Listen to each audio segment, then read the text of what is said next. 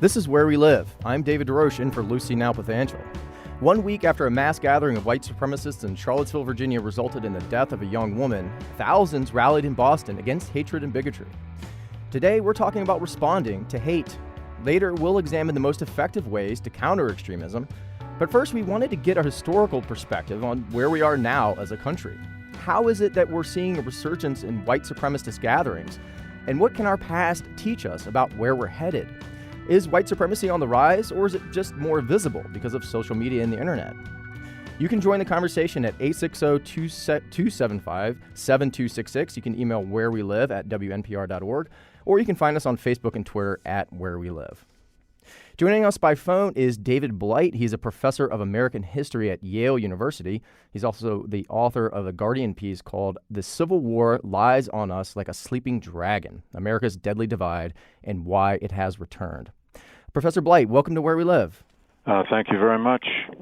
So in your recent piece that I just referenced, you talk about Abraham Lincoln, who once said that danger cannot come from abroad, that if destruction be our lot, we must ourselves be its author and finisher. As a nation of free men, we must live through all time or die by suicide. I mean, very strong language. And I guess the way I interpret that is he's saying that the sorts of things that in a free society that could bring it down need to come from within, because that's sort of the structure of a free society. Can you just explain your understanding of what he was saying and how how that might be relevant to our situation we're facing today? Yeah, well, Lincoln said that in 1838. It's one of his earliest public speeches, and we love to refer to it because it seems to be so prescient of much later, the Civil War that would come. Lincoln is saying that at a time when the United States really didn't have foreign enemies to speak of, but it had a growing, roiling, expanding internal problem over slavery. And it was Lincoln's way of saying, if this republic is ever to fall apart or die, it'll die internally. It'll come because republics turn on themselves. And he was not incorrect, of course. We eventually did a few decades later. It's a prescient warning even for today. Republics, democracies are messy, sometimes awkward, and sometimes very violent. And we've been all of those things. And so you also talk about the politics of race in your piece. You talk about how as long as America has a politics of race, it will have a politics of Civil War memory. And I guess it might be hard for some people to understand that, because in one way we sort of need a politics of race because there are still, there still is systemic racism. There needs to be some sort of approach to address that. But on the other hand, there is to your point, that sort of continuing recalling of the Civil War based on the politics of race. So I'm wondering, what do you mean by that when you say that as long as America has a politics of race, it will have a politics of Civil War memory? And how do you think, just expand on your thoughts you were mentioning earlier in terms of the Civil War continuing to influence divisions in our country today? Well, I wrote a long book about this called Race and Reunion some 16 years ago. It is amazing to think now how it's more relevant now than it was then. That line about as long as we have a politics of race, we'll have a politics of how we remember the Civil War. Well, we've always had a politics of race. It's endemic. It's inherent to this society. It is our deepest dilemma. It's probably an eternal dilemma. We should never fool ourselves that there's some Shangri-La out there awaiting us on questions of race. But whenever race does explode, whenever we face yet another racial reckoning, which we are having now, it is remarkable how much the meaning of the Civil War, and now certainly its symbols and its results, come to the fore, just explode. Robert Penn Warren once said, the Civil War lays around in American memory like unexploded grenades in the leaves. We never know quite when they're going to blow up. And that's exactly what seems to have happened now.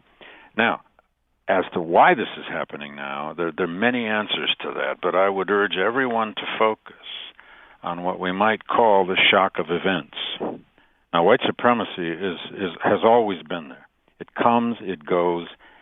It is rising again in terms of organizations. The Southern Poverty Law Center has some extraordinary reports on this that show, particularly in the years of the Obama presidency, these groups proliferated, had a much wider voice because of the internet and so on.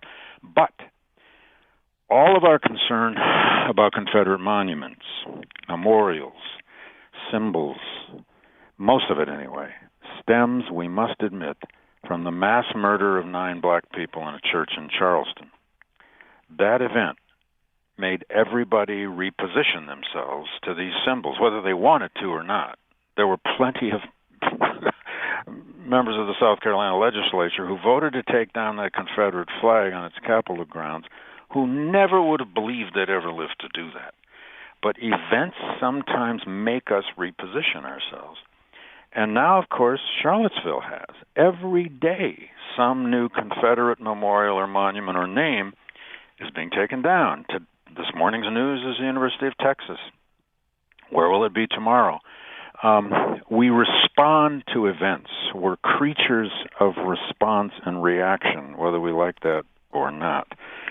But we are living one of those reckonings again. And whenever we have these racial reckonings, we find out just how useful race is for people who want to use it, and especially for white supremacists. White supremacy is a malleable ideology. It can go over here and hide for a while, and then it breaks out again over there.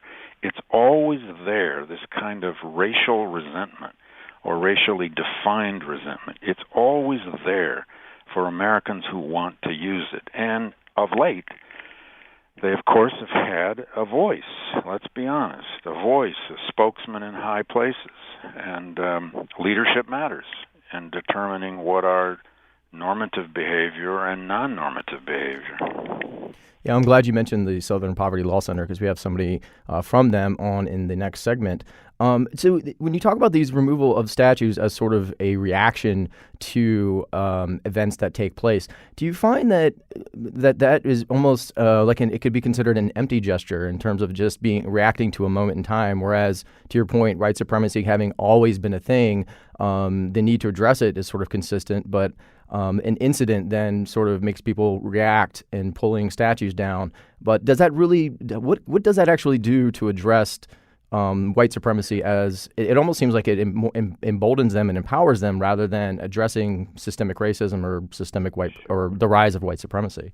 Well, I wouldn't accuse anybody of an empty gesture without knowing them or knowing the local circumstances and so forth. But I do worry, as a historian in particular. Historians' instincts are not to erase. We want everything out there to study.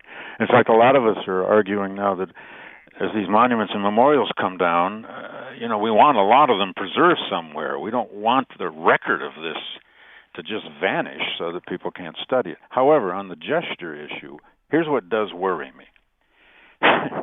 In fact, I just read a quote in this morning's paper from the president of the University of Texas saying that his view of Confederate monuments just changed overnight because of what happened in Charlottesville. Now, I don't know the man, and so I don't want to cast aspersions without knowing his own background and so forth, whether he grew up in Texas or the South or wherever.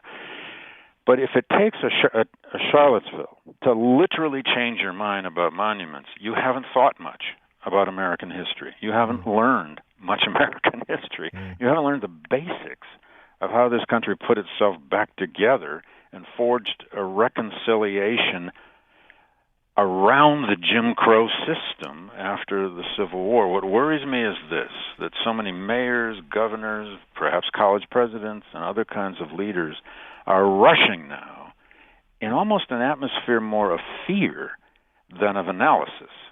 Fear rather than understanding or examination to remove these things, remove all these symbols. There are hundreds and hundreds and hundreds of these symbols and monuments, some large, some small, But to just rush to remove it and to do it in the middle of the night because you're afraid of the far right coming to your town or your city or your campus and holding some demonstration is not a reason to do it. Isn't that sort of the problem? Probably is just overall lack of understanding of history. It seems like that is a problem that has plagued human beings throughout time. We tend to kind of repeat mistakes constantly, and things tend to we tend to experience the same kind of things over and over again. Is that so? What's your understanding of our understanding of history? I mean, is that why you think it's important for people to understand what happened in the Civil War, and what kind of parallels maybe can we draw from then to now that could help us really understand where we are? If you ask a historian whether there's enough historical understanding out there, we will always say no, because it's our business. On the other hand, it's not just lack of knowledge of history. It's that we all grow up with, learn by some means, whether it's schooling or other public means, we learn narratives, we learn stories that we believe we live in. Everybody has a sense of history. Everybody has a sense of the past, at least through their families. And history really is about competing stories and competing narratives. And what the lost cause became, the lost cause tradition that was forged in the South in the wake of the Civil War and really took hold in the culture by the late 19th century, and even became a kind of a national tradition by the early 20th century, is a version of history. The lost cause was an ideology, mostly a racial ideology, in search of a history. So what we've got is millions of people who've come to believe certain narratives, certain stories. This is what drives the white supremacy movement in many ways. It's not just racial hatred. It is that. And it's a lot of cockamamie ideas about race. But it's also a narrative. It's a story. They believe America is a white supremacist nation. They believe it was founded on racial principles. They believe that white people are the core of American society, and they've lined up a history to support that. We are all creatures of the memories we grow up with, and then we just hope that we get educated and we get some of that memory dislodged by better history. And in some ways, it is incumbent on education, on schooling, on universities, and on my own profession of historians to reach out more, to get outside of the academy, to get outside of our schools, and to educate the public about this story of how the United States put itself back together after its most divisive experience, its bloodiest, most divisive experience in the Civil War, which resulted in 4 million slaves being freed and the U.S. Constitution being rewritten in the 13th, 14th, and 15th Amendments. But we ultimately put the Union back together on the backs of black people. We did it by creating a structure, a regime, an American apartheid, really, that placed those freed people and their sons and daughters and grandsons and granddaughters into a system of dead-end segregation. And this is why you're hearing so much in the news, at least by informed commentators, about why and how all these Confederate monuments, or the vast majority of them, about 80% of them, all went up between about 1890 and the 1920s. In that roughly 30-year period, not only did white supremacy take hold of the southern states and much of the North as well, but the lost cause ideology, the idea that the South had fought for a noble cause, that it fought for its home, it fought for heritage, and it was led by this great Christian soldier, Robert E. Lee, who was transformed by the early 20th century into a great American hero, not just a great Southern hero. And I would just say one last thing here. As we keep having this ongoing debate, and I have no idea where it's going to end, about what to do with Confederate iconography and memorials, the monuments that bother me most are the 12 Confederates inside the U.S. Capitol. Now, we know why they got there, because every state gets 2. It's a product of states' rights, ironically. But Jefferson Davis and Robert E. Lee have statues in Statuary Hall inside the U.S. Capitol. They fought to destroy the American Union. But they cannot be removed without Congress doing it. So here's yet another challenge to this Republican-controlled Congress. Do they have the moral backbone to stand up and say, Jeff Davis should come out of the U.S. Capitol? Haven't seen that happen yet. There is some movement toward that. But let's watch that to see where this monument mania ends up going. You know, you talk about stories and narratives, and I grew up in Virginia, and one of the things that I remember hearing, was that states' rights, the Civil War is fought over states' rights, and to this day, that's what people talk about. I'm David DeRoche. This is Where We Live. I'm in for Lucy Nalpathanchel today. We're talking about hatred and divisions in our country and confronting that hatred. Joining us is David Blight. He's a professor of American history at Yale University and author of the Guardian piece, "The Civil War Lies on Us Like a Sleeping Dragon, America's Deadly Divide and Why It Has Returned." Thanks for joining us, Professor Blight. You're welcome, David. Thank you. When we come back, we'll talk about how to respond to hate. You can join the conversation 860-275-7266. Email wherewelive@wnpr.org or find us on Facebook and Twitter @wherewelive.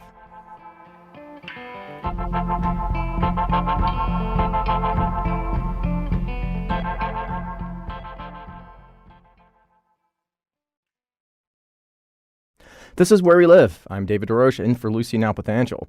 Today we're talking about confronting hate. What is the most effective way to stop bigotry in its tracks? Joining us now to talk about this from the studios of WBHM in Birmingham, Alabama, is Michael Harriot. He's a staff writer at The Root, and he's also author of a recent piece entitled "Yes, Anti-Fascists Are Violent and Necessary." He's also host of the Black One podcast. And also with us from Montgomery, Alabama is Leisha Brooks. She's Outreach Director for the Southern Poverty Law Center. We've got a strong Alabama contingent today, which is great, especially considering the civil rights movement has deep roots there. Welcome to Where We Live, Michael and Leisha. Good morning. Thank you for having me. Thank you for joining us. You can also join the conversation at 860-275-7266. Email wherewelive@wnpr.org or find us on Facebook and Twitter @wherewelive. We do have a caller on hold, but before I get to the caller, I would like to ask Michael. Michael, after the events in Charlottesville, we've been hearing a lot about the Antifa or anti-fascist movement. I mean, it's certainly been around for a while, but they've gotten a lot more media attention after the Charlottesville events and some of the events over the past year at Berkeley. Explain to us a little bit about this movement and what their views are on violence as a means to respond to fascism. Well, I think one of the first words that comes up when you discuss Antifa is violence, and it is not really the crux of their movement. The movement it began in Europe during the Second World War, and they pledged to basically do anything possible. A lot of us know about the phrase "by any means necessary," which comes originally from the Antifa movement, and they pledged to do anything possible to stop fascism. What they saw with Hitler.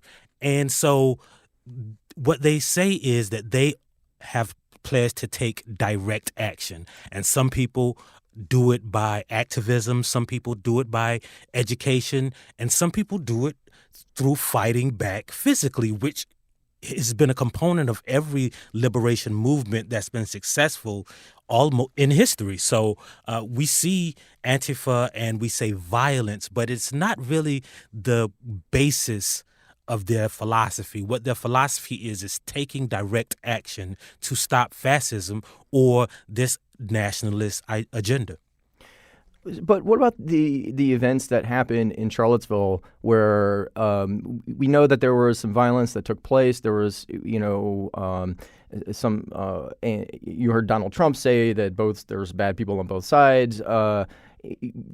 What about just violence as a means to gain social change in this context? I guess another way to ask that question would be, is bigotry itself or is hate speech itself enough to justify violence to achieve the end of that bigotry or hate speech? Or is violence only ethical or reasonable if it's in response to violence? What's your opinion on that, and how do you think Antifa would respond to that? Well, what I would think Antifa would say is, I don't think that they're fighting hate speech, right? I think hate speech is the genesis of a lot of things, and one of them is hate. So I think if most of the people who are involved with Antifa, and it's hard to categorize it because it is by its nature a disparate group of people, right? And many of them are anarchists who don't follow any pledged agenda. So it is hard to classify it. But what I would say is that they are fighting hate, not hate speech.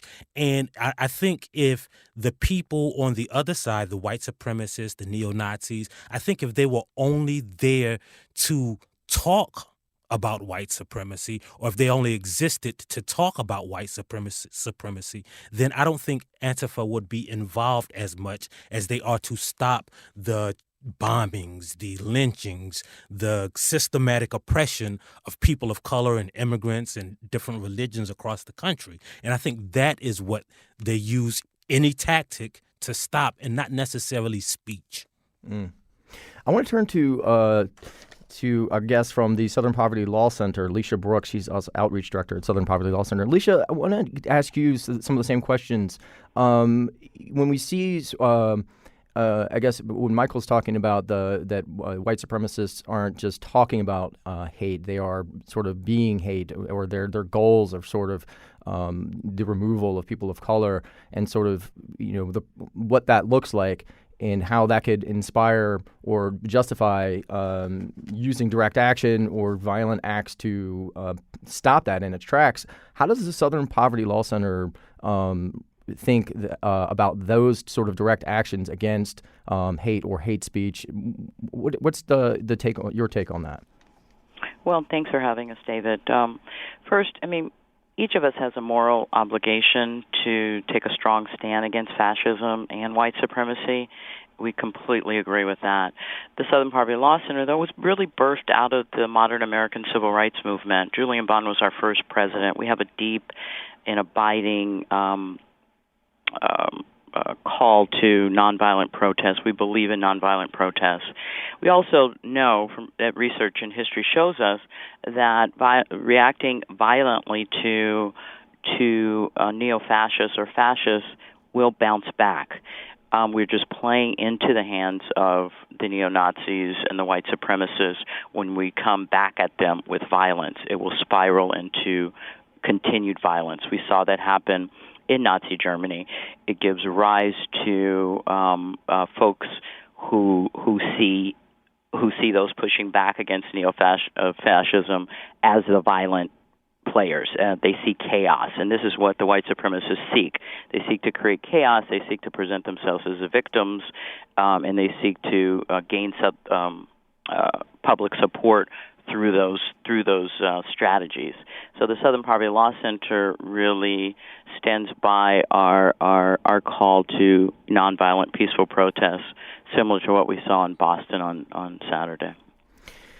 So, Sherry, I wanted to ask, how do people confront, if people feel compelled to go to a white supremacist rally because they feel like they cannot allow somebody to come to their town, but when you're confronted with that sort of hatred and bigotry, how do people who feel compelled to go, how would they maintain some sense of composure, not feel like they have to actually interact or get violent with that group? I know it's kind of a tough question. I don't know if anybody, Michael, maybe you have some suggestions on that. How are people able to actually go see these groups and then maintain some sort of self-control when they're confronting such anger and hostility and hatred? Well, I think there is a multifaceted approach. Now, when we talk about the civil rights movement, we know that we always talk about the marches and the sit-ins and things of that nature. But what we forget about was that Martin Luther King and the NAACP and the Southern Committee for Nonviolence, they had these training sessions all over the country before every event, before every march, before the March on Washington, before they crossed the Edmund Pettus Bridge in Selma. They had these training events, and they spoke to the people. They trained them on how to carry out the actions of nonviolence. So we often look at it as just a series of marches and forget about the education that went along with it. And as far as your question, I think that it is hard to ask people to respond to hate and nonviolence in their face by resisting the same. So I think we have to have this education with groups that are committed to nonviolence. I think that we talk about the multifaceted approach. We have to talk about voting. We have to because just being at a protest might not solve this problem. So you have to talk about community goals, voter registration. We have to talk about the people who actively work year-round to confront these groups individually, right? The people who go and educate people about hate groups, the people who go and educate people about anti-Semitism, the people who work with police departments to stop it, and a lot of it, as we see with every movement, is talking to the people that are in the periphery of these movements and saying, look, if you see something or if you know something, you have to contact law enforcement. Because again, we're not just talking about speech. We're talking about physical violence from the parts of white supremacists. We're talking about the bombings of mosques and temples. We're talking about, hangings. We're talking about police violence. We're talking about KKK members being embedded in law enforcement agencies. So we have to take these specific actions to fight all of these separate incidents of hate. This is Where We Live. I'm David DeRoche for Lucy Now with Angel. Today we're talking about hatred and divisions in our country and confronting that hatred. Joining us is Leisha Brooks. She's the Outreach Director for the Southern Poverty Law Center, and Michael Harriet. He's a staff writer at The Root. I wanted to get to a caller really quick. Sherry is calling from Danbury. Go ahead, Sherry. You're on Where We Live. Oh, hi. I am a white woman. I married a black man in 1970. And as your first guest said, I have seen the waxing and waning of hate in America, sometimes feeling unsafe, sometimes just being aggravated. Sometimes my daughter was refused services in Virginia because she was of mixed race at a doctor's office. But what I can't emphasize enough is that none of this could happen without that vast majority of people who are on the line and who say nothing. It's not the far right or the far left. They'll always be with us, but the everyday person has to say, when they hear something, say something, but they don't know what to say. So what I'm telling you has worked for me, and I would encourage others to do, is say something very simple. Why would you say that? So if they say something racist or against a religion or against some other minority, to say, why would you say that? And no matter what they say, why would you say that? It makes all those people in the middle come up short. That's a great point, Sherry. I think also it's probably important to point out that people who are nice or who never consider themselves to be a racist often have sort of subconscious biases that might make them actually racist in ways that they couldn't recognize. I think people are talking about unconscious and subconscious biases and how do we recognize those? And I think Sherry made a good point. If somebody recognizes that, point it out. I think that people won't know that they're being racist unless somebody actually points that out. I don't know, Leisha, or would you have any response to that? What are your thoughts on just how people can make little decisions in day-to-day lives to sort of confront bigotry and hatred? I appreciate the caller's suggestion. The Southern Poverty Law Center has a publication called Speak Up Against Everyday Bias and Bigotry that has just those suggestions around that same line of thinking. It's kind of ways to intervene with family, at the workplace, in a store, with strangers. I think research shows that it's very important to kind of think about these things in advance and think about how one might respond when confronted with biased or bigoted or racist statements, or you see someone being harassed. It's very important to think about what your response will be in advance so that you're able to respond in the moment. Mm-hmm. So all of those resources, in addition to our 10 Ways to Fight Hate, are on our website, and they're all free and able to download today. So that's at the Southern Poverty Law Center's website. I want to get to one more caller.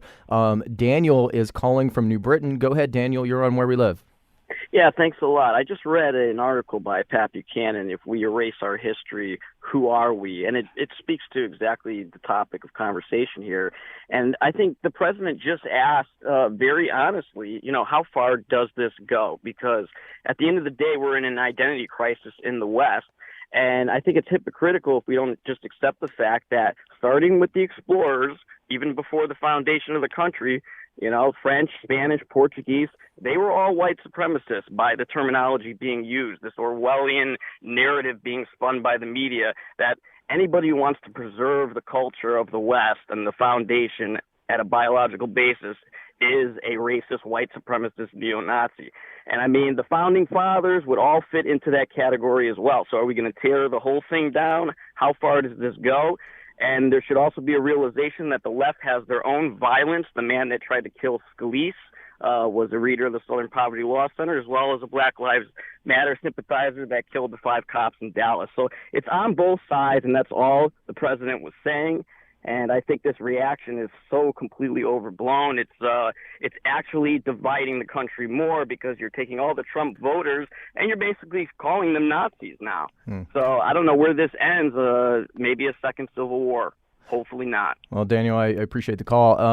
I think that's just a fascinating response. I mean, it's interesting that you would say that it's all overblown, and then the caller is able to come up with kind of all these things that are apparently already kind of resting in his heart and mind.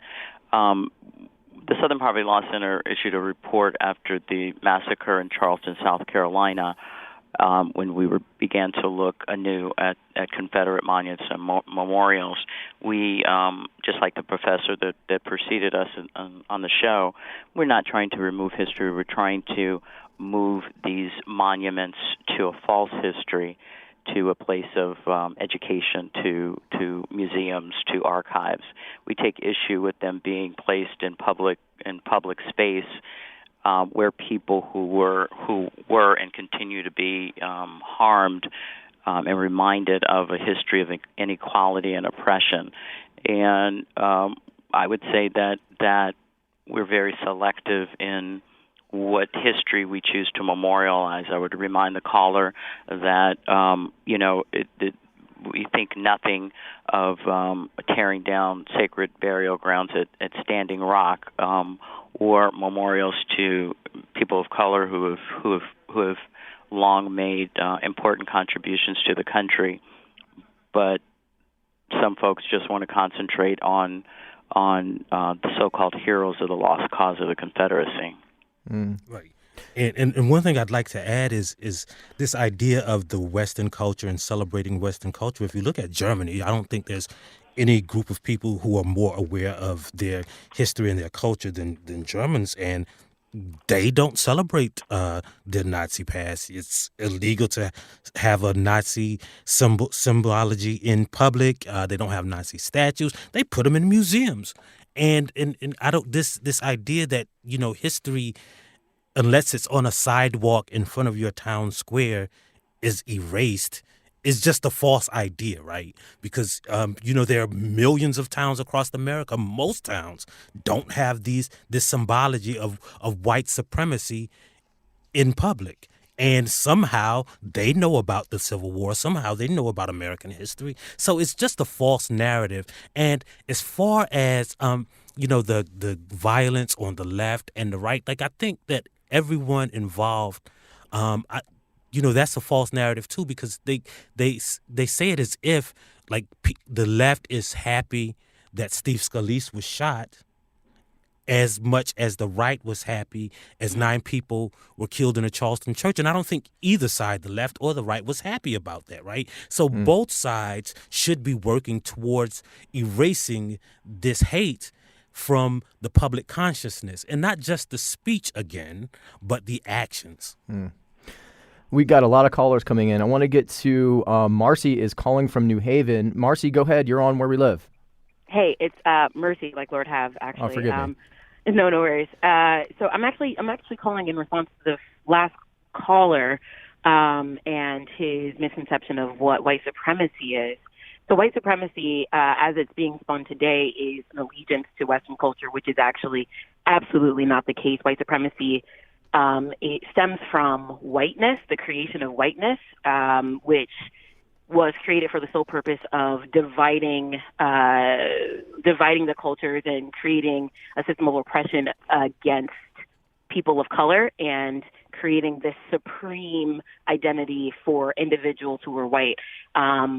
Something that I say all the time when I'm having conversations about race is that I think white people or individuals who identify as white need to redeem the culture that whiteness actually stole from them. We talk about America being this huge melting pot. We talk about several cultures coming together, but whiteness actually steals that culture from individuals. And I just wanted you to call and really just challenge that thinking and make a plea for education, because some of these things are not being taught in schools. Actually, most of these things are not being taught in school. Whiteness was created as a legal thing to oppress people of color. I'm glad you brought that up, Mercy, because that's actually one of the things we wanted to talk about. But it's a topic that actually Colin McEnroe has covered a little bit. So if anybody's interested in hearing a show about whiteness, I encourage you to go to WNPR.org and check out Colin McEnroe's show that he did on that. Again, the number to call 860-275-7266. The email is wherewelive@WNPR.org, and Facebook and Twitter is @wherewelive. I have one more caller is Walter from Branford. Walter, go ahead. You're on Where We Live. Hey, how are you? So I just wanted to the previous 2 callers ago, I believe, talking about where does it end with the statues. I think it's pretty simple. If you have generals of the military that took up arms and tried to fight and destroy the United States, that's a pretty clear line. If you have members of the military who tried and fought bloody battles to keep people enslaved, that's a pretty clear line. As far as Antifa, I see it bandied about in the press now. It seems like something that, journalists want to make sure they're covering both sides, but it doesn't really exist in the United States. If you see where its origin comes from, and it's another thing that came out of the way journalists covered the Trump campaign, you've got far-right websites talking about things that then percolate into the mainstream media. Sure, it might have been a fringe movement, more about identity and people identifying with a movement or a group in Europe than it is here. But to talk about Antifa as anything but something that comes out of the far-right beaver swamps and really is pushed by the same sources that have been linked to Russian propaganda is really, really a bad and misguided thing, because it just isn't true, and it plays into the far-right's hands of setting up this both sides narrative. Honest press encourages it, and there are anti-fascists, but to name it something like Antifa and give it a cute name will allow some sort of a group to percolate that disaffected people who aren't necessarily mentally stable will gravitate to on the left side, and that doesn't get us anywhere. Walter, thanks for your call. Yeah, we have to go to break soon, but I wanted to get Alicia Brooks and Michael Harriet to weigh in quickly just on some of the comments the callers have been making. Right. Go ahead, Michael. And I don't want to come off as a defender or a proponent of Antifa, but we all have to remember this false equivalency, because if no white supremacists were in Charlottesville, Antifa wouldn't have been there, right? So there's, when you talk about anti-fascism, it's an easy thing to stamp out if you stamp out fascism, right? So I think that false equivalency, when you talk about Black Lives Matter, I always say there's an easy way to get rid of Black Lives Matter if you stop killing or mistreating black people. So it's a false narrative, because these are groups like the KKK, like the white supremacy movement, the white nationalist movement. They've always been here.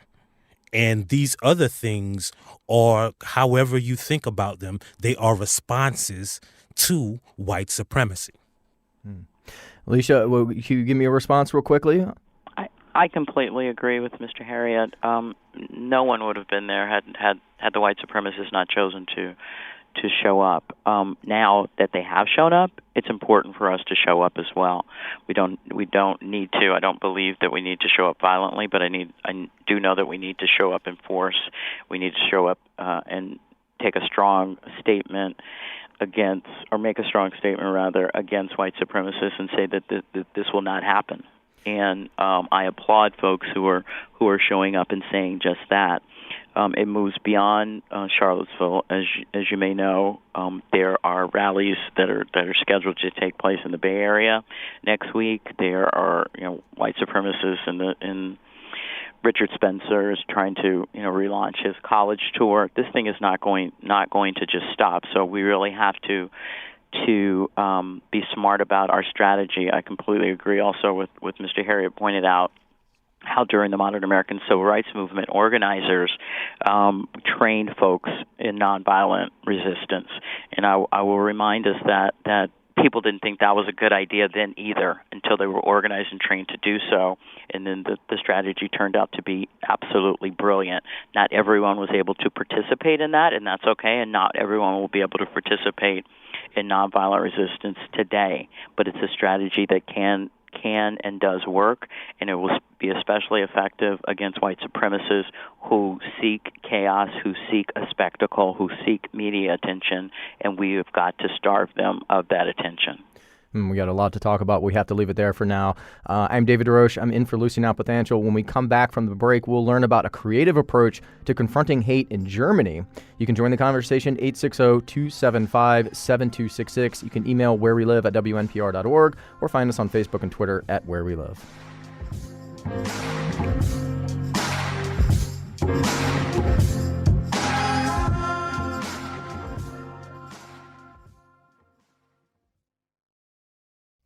This is Where We Live. I'm David DeRoche, in for Lucy Now with Angel. Today we've been talking about hate, recent gatherings of white nationalists, and how to respond to bigotry.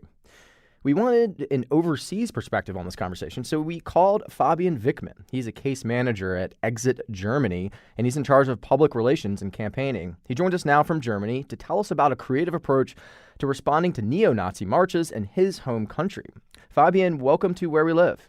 Hello. Thank you for joining us. So we also joining us from ISDN, the studios in WBHM Birmingham in Alabama, is Michael Harriet. He's a staff writer at The Root, and Leisha Brooks. She's an outreach director for the Southern Poverty Law Center. Again, the number to call for joining this conversation is 860-275-7266.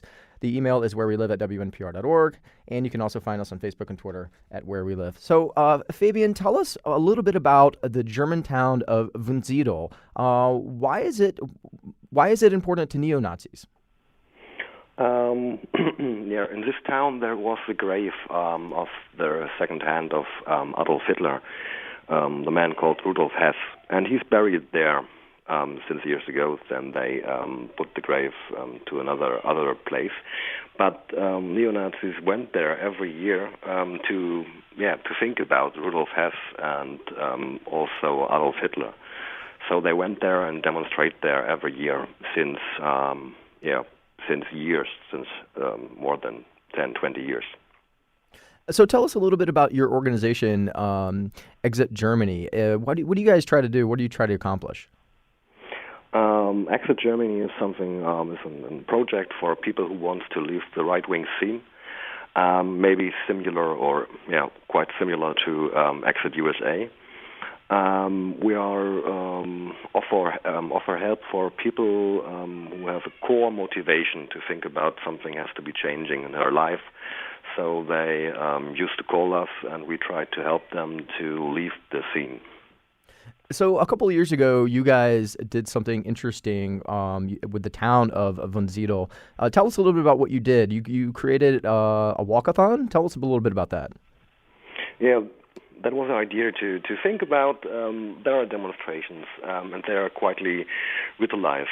So the neo-Nazis came to this town, the citizens of this town do counter-protest or maybe do nothing anymore because it's too much to do it every year. So we think about a new communication strategy. So we set up, in German it's called Rechts gegen Rechts. In America it's called Nazis against Nazis. So we said for every meter the neo-Nazis walk in this town, they involuntarily donate 10 euros for Exit Germany. So they walk against himself. Their money came from local citizens or local other people there. They donated before the march. The march was with banners, and we got also bananas saying, okay, to be fit and to walk the whole distance, you have to have bananas.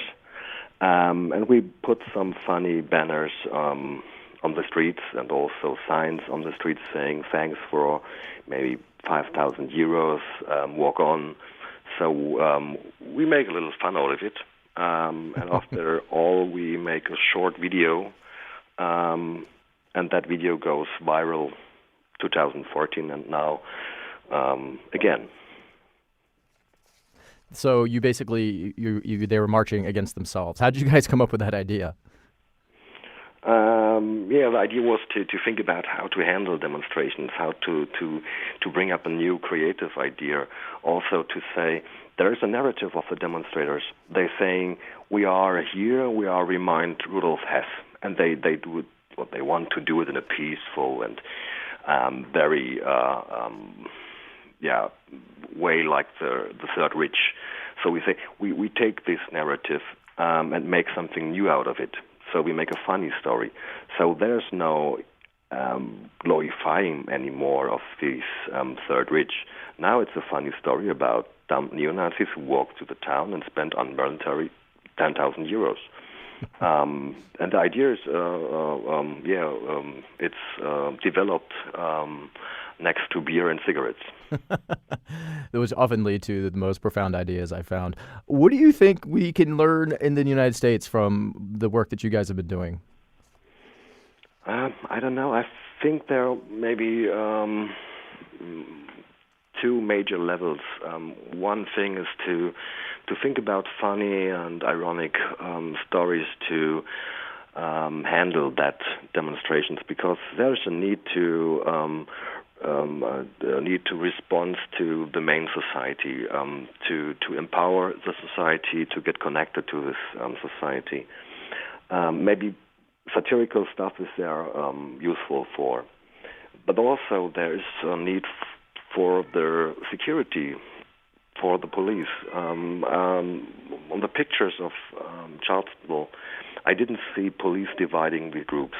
I only see different groups get together, get into conflict, and all that stuff. If you look at Germany, the police try to divide both groups the whole time. And if there is a moment of conflict, the police will get in short and fast and divide these groups. And maybe that's one point, to make sure that there is a counter-protest in the near of the demonstration, but to make also sure that there is no directly confrontation of both groups. Maybe that's one point. And I didn't see police. I see police at the end when there was some conflict or when there was an accident, but not in the moment. But it can be also be that I only see a part of it, not the whole situation. Well, we only have about a minute left, but I wanted to get Leisha Brooks from the Southern Poverty Law Center to weigh in quickly. Leisha, you have about 30 seconds. Can you just respond? How do we use satire or things or some kind of acerbic humor to address these things?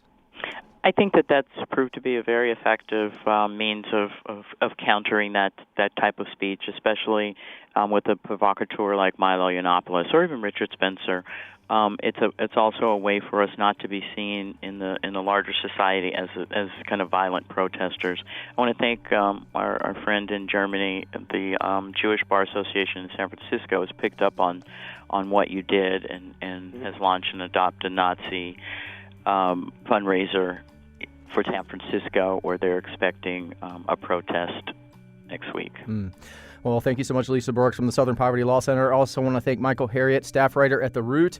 Also, David Blight, a professor of American history at Yale, and our German guest, Fabian Wickman. Thank you so much for joining us. I also want to thank Lydia Brown and Jeff Tyson for producing the show. Our technical producer is Kyone Wolf. WNPR's executive producer is Katie Tolarski. Check out WNPR.org/where we live for more about the show. I'm David DeRoche in for Lucy Now Potential, and thanks for listening.